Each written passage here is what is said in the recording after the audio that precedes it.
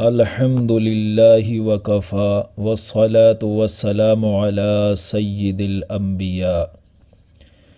قرآن حکیم کلاس میں آج ہم سورۃ النساء کی آیت نمبر 2 سے لے کر 6 تک کو انشاءاللہ سمجھیں گے۔ سورۃ النساء کی پہلی آیت گزشتہ نشست میں ہم پڑھ چکے ہیں۔ وہ آیت معاشرے اور خاندان کی درستگی کے لیے بنیاد کی حیثیت رکھتی ہے۔ یہی وجہ ہے کہ نبی کریم صلی اللہ علیہ وسلم اس آیت کو خطبہ نکاح میں پڑھا کرتے تھے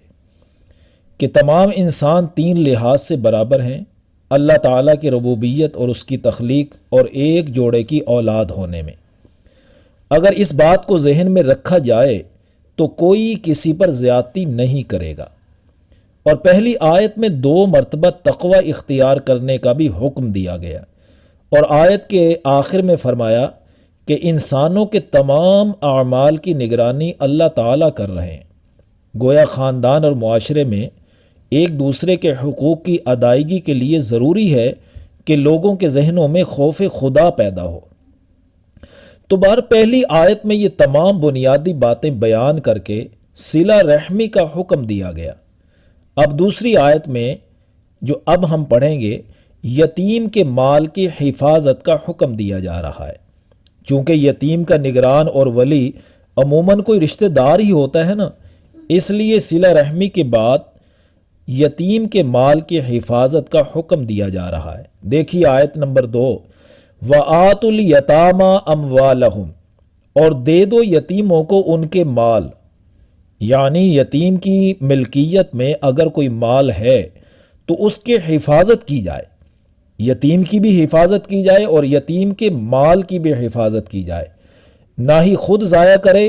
اور نہ ہی کسی دوسرے کو ضائع کرنے دے۔ حفاظت کر کے اس قابل بنایا جائے کہ بالغ ہونے کے بعد یتیم کو مال مل سکے، بالغ ہونے سے پہلے یتیم کے حوالے بھی نہ کرے۔ آیت کے اگلے حصے میں ان ہتھ کنڈوں سے روکا جا رہا ہے جن کے ذریعے یتیم کا مال ہڑپ کر لیا جاتا تھا۔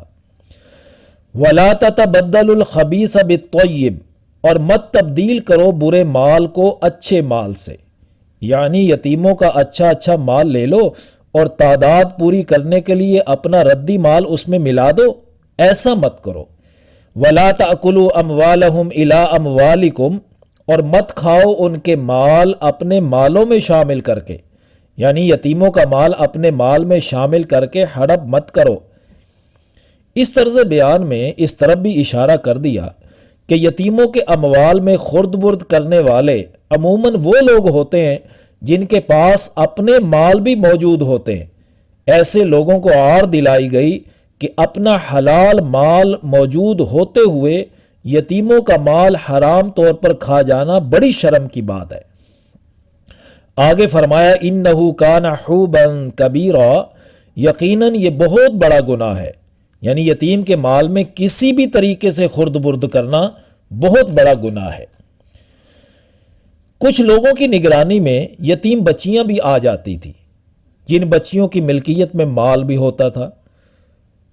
تو وہ ان کے مال پر قبضہ کرنے کے لیے نگران اس سے نکاح کر لیتے تھے تاکہ مال و جائیداد کسی دوسرے شخص کے پاس نہ چلا جائے۔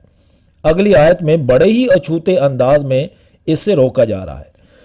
دیکھیے وَإِنْ خِفْتُمْ أَلَّا تُقْسِطُوا فِي الْيَتَامَىٰ، اور اگر تمہیں یہ اندیشہ ہو کہ تم یتیم لڑکیوں کے حق میں انصاف نہ کر سکو گے تو انہیں اپنے نکاح میں مت لاؤ، بلکہ فَانْكِحُوا مَا طَابَ لَكُم مِّنَ النِّسَاءِ مَثْنَىٰ وَثُلَاثَ وَرُبَاعَ، جو ان کے علاوہ اور عورتیں تمہیں پسند ہوں ان سے نکاح کر لو، 2 3 4 کر لو۔ اس آیت کی روح سے بیک وقت 4 سے زائد عورتیں نکاح میں جمع نہیں کی جا سکتی، لیکن 4 تک جمع کرنے کی اجازت دے دی۔ فَإِنْ خِفْتُمْ أَلَّا تَعْدِلُوا فَوَاحِدَةً، پھر اگر تمہیں اندیشہ ہو کہ ان میں انصاف نہ کر سکو گے تو ایک ہی نکاح کرو، یعنی 1 سے زائد نکاح کے لیے شرط لازم ہے کہ ان بیویوں میں انصاف کرو، شب گزارنے میں برابری کرو، نان نفقہ میں برابری کی جائے، یعنی وہ امور جو انسان کے اختیار میں ہیں ان میں مساوات اور برابری کرنا ضروری ہے، اور جو انسان کے اختیار میں نہیں ہے اس پر کوئی مواخذہ نہیں، جیسے قلبی میلان اور رجحان کا کسی بیوی کی طرف زیادہ ہو جانا۔ نبی کریم صلی اللہ علیہ وسلم خود دربار خداوندی میں عرض کرتے تھے، اللہم ھذا قسمی فیما املک، یا اللہ یہ میری تقسیم ہے ان چیزوں میں جو میرے اختیار میں ہے، یعنی ظاہری اور اختیاری چیزوں میں میں اپنی تمام ازواج میں پوری مساوات قائم کرتا ہوں۔ فلا تلمنی فیما تملک ولا املک، اور جو چیز آپ کے قبضہ میں ہے میرے اختیار میں نہیں ہے اس پر میرا مواخذہ نہ کرنا، یعنی قلبی میلان اگر کسی بیوی کی طرف ہو جاتا ہے تو اس پر میرا اختیار نہیں، اس پر میرا مواخذہ نہ کرنا۔ اور پھر اللہ تعالیٰ نے اس کیفیت کو اسی صورت کی آیت نمبر 129 میں اور واضح کر دیا کہ وَلَن تَسْتَطِيعُوا أَن تَعْدِلُوا بَيْنَ النِّسَاءِ، کہ عورتوں کے مابین تم برابری کر بھی نہیں سکو گے، یعنی تمام بیویوں کے مابین قلبی میلان اور محبت میں برابری کرنا یہ انسان کے اختیار سے ہی باہر ہے۔ بہرحال ایک سے زائد نکاح کرنے کے لیے شرط لازم ہے کہ اختیاری چیزوں میں بیویوں کے درمیان مساوات قائم کرو، ورنہ ایک ہی نکاح کرو۔ او ما ملکت ایمانکم، یا وہ عورتیں جو تمہارے ملک یمین ہوں، یعنی اگر دیکھو کہ ایک بیوی کے حقوق بھی ادا نہ کر سکو گے تو لونڈی پر اکتفا کرو۔ یاد رہے لونڈی کے لیے خاص شرائط ہیں جو آج کل نہیں پائی جاتی، لہٰذا آج کل کسی کو لونڈی قرار دے کر نکاح کے بغیر رکھ لینا یہ حرام ہے۔ آیت کے آخر میں فرمایا ذالک ادنی الا تعولوا، یہ اس سے قریب تر ہے کہ تم ایک ہی طرف نہ جھک پڑو گے، یعنی ایک عورت سے نکاح کرنا یا لونڈی پر اکتفا کرنا، اس میں زیادتی اور بے انصافی نہ ہونے کی توقع قریب تر ہے، اس میں تم بے انصافی اور زیادتی نہ کرو گے۔ اگلی آیت میں عورتوں کے خاص حق کا ذکر ہے، یعنی حق مہر، وَآتُوا النِّسَاءَ صَدُقَاتِهِنَّ نِحْلًا، اور عورتوں کو ان کے مہر خوش دلی سے دے دیا کرو، یعنی تاوان سمجھ کر نہیں بلکہ واجب جانتے ہوئے دیا کرو۔ فَإِن طِبْنَ لَكُمْ عَن شَيْءٍ مِّنْهُ نَفْسًا، پھر اگر وہ خود خوشی سے اس میں سے چھوڑ دیں، فَكُلُوهُ هَنِيًّا مَرِيًّا، تو اس کو کھاؤ مزیدار خوشگوار سمجھ کر۔ اگلی آیات میں، دو آیات میں یتیموں کا مال ان کے حوالے کرنے کے بارے میں ضروری ہدایات دی جا رہی ہیں۔ وَلَا تُؤْتُوا السُّفَهَاءَ أَمْوَالَكُمْ الَّتِي جَعَلَ اللَّهُ لَكُمْ قِيَامًا، اور مت پکڑاؤ ناسمجھوں کو اپنے وہ مال جن کو اللہ تعالیٰ نے تمہارے گزران کا ذریعہ بنایا، یعنی کم سنی اور ناسمجھی کی عمر میں مال ان کے حوالے مت کرو، ورنہ بے قدری کر کے وہ تو اڑا دیں گے، مال بھی ضائع ہو جائے گا اور غلط جگہ پر استعمال کرنے سے معاشرے میں خرابی کا باعث بھی بنے گا۔ لہٰذا ناسمجھی کی عمر میں مال ان کے حوالے مت کرو۔ وَارْزُقُوهُمْ فِيهَا وَاكْسُوهُمْ، اور ان کو اس میں سے کھلاتے اور پہناتے رہو۔ وَقُولُوا لَهُمْ قَوْلًا مَّعْرُوفًا، اور ان سے معقول بات کہتے رہو، یعنی یہ مال تمہارا ہی ہے، کچھ سمجھدار ہو جاؤ گے تو تمہیں دے دیا جائے گا۔ وَابْتَلُوا الْيَتَامَىٰ حَتَّىٰ إِذَا بَلَغُوا النِّكَاحَ، اور یتیموں کی جانچ پرکھ کرتے رہو یہاں تک کہ وہ نکاح کی عمر کو پہنچ جائیں، یعنی بالغ ہو جائیں۔ فَإِنْ آنَسْتُم مِّنْهُمْ رُشْدًا، پھر اگر تم ان میں سوجھ بوجھ پاؤ، یعنی تم محسوس کرو کہ اب باشعور ہو گئے ہیں، سمجھدار ہو گئے ہیں، تو فَادْفَعُوا إِلَيْهِمْ أَمْوَالَهُمْ، تو ان کے اموال ان کے حوالے کر دو۔